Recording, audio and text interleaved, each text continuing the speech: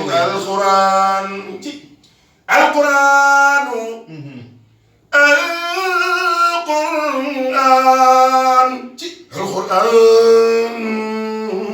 القرآن أكرمني الأكرم بالكتاب يلا مي برم ترانا ما تدرجي القرآن بلا موادات ولا عتاب سيرك بالنا كن ورما نور كن ورما يد تجيف كيما جيفال يلا مي جيف جسال لخلني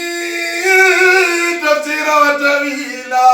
يلا مدي القرآن ورما تفسير ورما تأويل مخن لدي قلت تنويلا يلا ميغا خامني مو واتي ci mam ballu xam xam mo may lolu man xadim قراءة القرآن للجنان jang gi may jangal alquran dañ koy jang ba aljanna لي جنة طاب بها جناني alquran moy sama pak bi nga xamne moy dox sama digënté ak lu bon moy sama aljanna رفعني القرآن رفعا خفدا yalla mi borom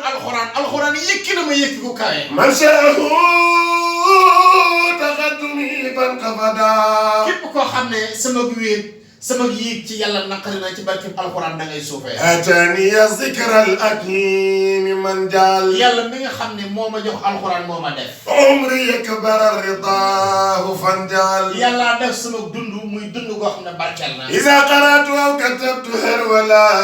su ma bindee baa ma xool alquran baa ma jàng alquran iblis daw إبليس فورا ما من تقورا iblis day daw yokkat moo ko mu àndal moom نجاني المنزل بالقرآن yàlla déy na ma alquran man xaadimu rasul حتى غدوت